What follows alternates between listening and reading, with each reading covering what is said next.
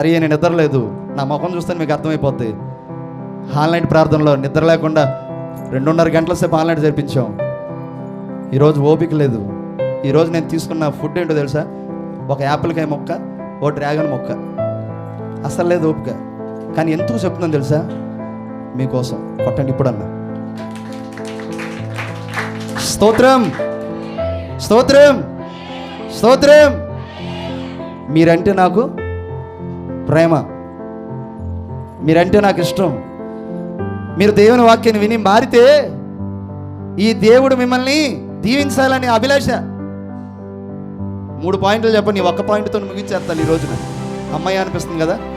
అమ్మాయి అనుకున్న వాళ్ళు స్తోత్రం చెప్పండి. హల్లెలూయా చెప్పండి. వినండి.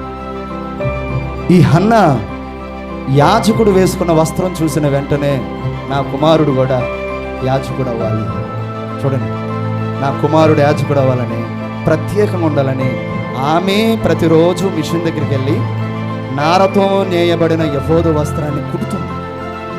ఆమె కుడుతుంటే అన్న వాళ్ళ ఆయన భర్త ఏమంటున్నాడు తెలుసా? ఏంటి ఈ వస్త్రం కుడుతున్నావు? అన్న వాళ్ళ అక్క ఉందే, ఆమె ఏమంటుంది? చెల్లి ఈ వస్త్రం కుడుతున్నావేంటి? ఎవరికి? ఎవరికో తెలీదా? మన బిడ్డకే. అన్నకు వచ్చిన బంధువులు స్నేహితులు వచ్చినప్పుడల్లా ఆమె కొడతా ఉంటుంది, చూసుకుంటుంది, నీట్గా బీరువాలో పెట్టుకుంటుంది, నీట్గా భద్రంగా పెట్టుకుంటుంది. మొదటి పుట్టినరోజుకి ఆ వస్త్రం తీసుకుని వచ్చి ఆ బిడ్డకు ఇలా ధరించి ఆ బిడ్డని ఇలా చూసుకొని ఆమె ముచ్చట పడిపోయి దేవుని కృతజ్ఞతాస్తుతులు చెల్లించిందంట. కొట్టండి చెప్పట్లు ఒకసారి. దేవునికి స్తోత్రం చెప్పండి ఒకసారి. హల్లెలూయా. దీని అర్థం ఏంటో తెలుసా? వినండి, పిల్లల మీద కాన్సన్ట్రేషన్ చేయకండి. మీరు వినండి. నా కుమారుడు యెఫోదు ధరించుకున్న వస్త్రం ధరించుకుంటే నా కుమారుడి మీద దేవుని అభిషేకం తెలుస్తుంది.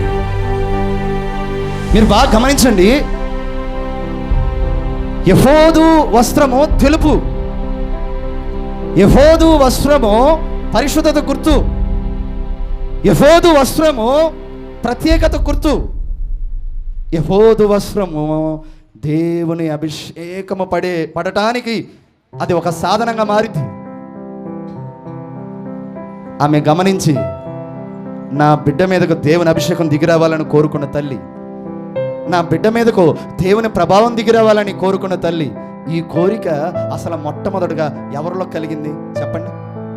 ఇది చెబితే అసలు వాక్యం విన్నట్టు. మీరు ఈ కోరిక హన్నాలో కలిగిందా? హన్నాతో మాట్లాడిన ఈయన కలిగిందా? తెలివైన వాళ్ళు కదా మీరు. మీరు చెప్పింది కరెక్ట్. ఎవరికి కలిగింది? దేవుడికి కలిగింది. దేవుడికి కలిగినప్పుడు ఆ దేవుడు ఎవరికి చెప్పాడు? హన్నాతో చెప్పాడు. హన్నా ఎవరితో చెప్పింది? యాజకుడితో చెప్పింది. యాజకుడు ఏమన్నాడు? సరే నీ ఇష్టం అన్నాడు. ఇప్పుడు యాజకులు ఏమంటారు తెలుసా?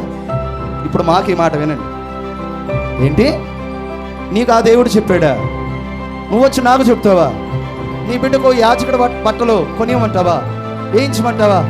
అమ్మా, నాకు 3 కొడుకులు ఉన్నారు, నా 3 కొడుకులే సేవకులు, కానీ నీ బిడ్డను సేవకుని చేస్తావేమో లేదో అనే సేవకులు కూడా లేకపోలేదండి.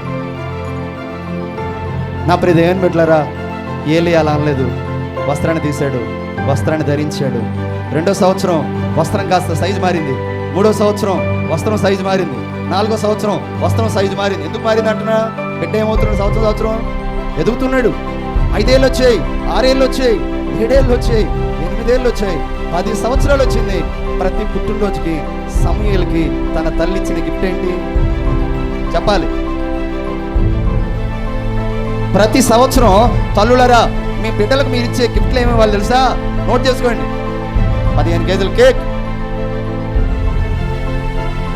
మన ఊరిలో ఎవరైనా 15 కేజీల కేక్ కొననోడు ఎవడున్నాడో లిస్ట్ తీరా అంటారు. ఎవరు లేరన్నా 12 కేజీలు అన్నా. అవునా? అయితే 15 కేజీలు మనమే కొనాలిరా. ఎందుకు చెప్పాలి? ఎవరు కొనలేదుగా, మనం కొంటే ఏమొస్తుంది? బరేషా రే, మన పిల్లోడికి చేసే పుట్టినరోజు అసలు ఎవరు చేయలేనట్టు గ్రాండ్గా చేయాలిరా. ఎందుకు? కిరణ్ రాజా చెప్పు, ఏమి రావాలి మనకి? నో తెరవండి. ఏం రావాలి? పేరు రావాలి.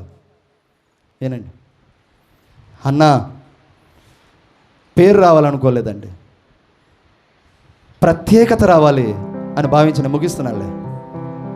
ప్రత్యేకత రావాలని వస్త్రమును తీసుకుని వచ్చి తన బిడ్డకు ధరించింది. చూస్తున్న వాళ్ళందరూ కూడా సమూయేలు వస్త్రాన్ని చూసి ఏమంటారు తెలుసా? సమూయేల్, నీ వస్త్రంలో ఏదో ప్రత్యేకత ఉంది అబ్బాయి, నీ వస్త్రంలో ఏదో తెలియని కొత్తదనం కనబడుతుంది అబ్బాయి. మీ తల్లిగారు ప్రతి సంవత్సరము నీకు ప్రత్యేకమైన వస్త్రం ధరిస్తుంది, కారణం ఏంటి అని సమూయేలు అడిగారు కొంతమంది వచ్చి. అప్పుడు సమూయేలు ఏం చెప్పాడు తెలుసా?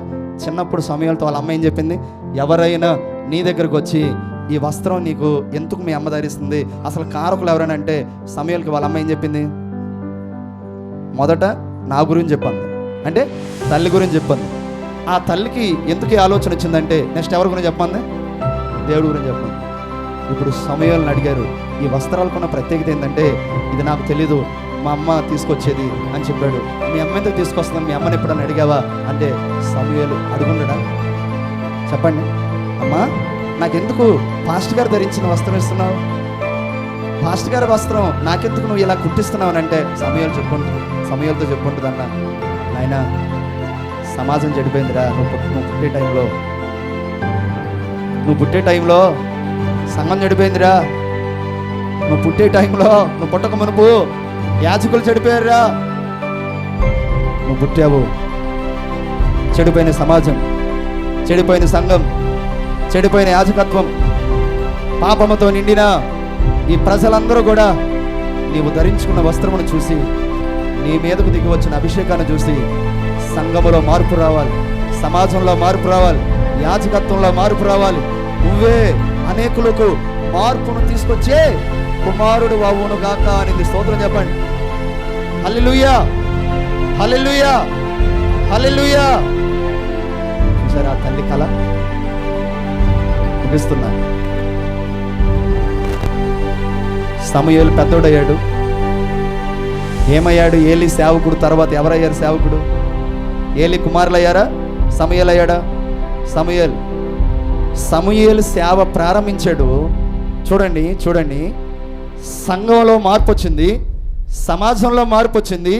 ప్రియమైన దేవుని బిడ్డలారా, గాదు మొదలుకొని షిలోహు ప్రార్థనా మందిరము వరకు మందు తాగే భర్తలు మారిపోతున్నారు, మందు తాగిన స్త్రీలు మారిపోతున్నారు. ప్రతి ఒక్కరిలో కదలిక వచ్చింది. పాడైపోయిన సమాజం, అపవిత్రత నిండిపోయిన సమాజం అంతా సమూయేలు మీద ఉన్న దేవుని ప్రభావం ద్వారా సకల ప్రజలందరూ కూడా సమూయేలు పరిచర్య చేసిన కాలములో దేవుని భయముతో నింపబడ్డారంట. కొట్టండి చప్పట్లు ఒకసారి. దేవునికి స్తోత్రం చెప్పండి. గట్టిగా చప్పట్లు కొట్టండి. కొట్టాలి చప్పట్లు, కొట్టండి. ఆపండి. నేను అయిపోయింది, వాక్యం అయిపోయింది కానీ ఆపండి. ఒక మాట చెప్తాను, ఆపరాదే.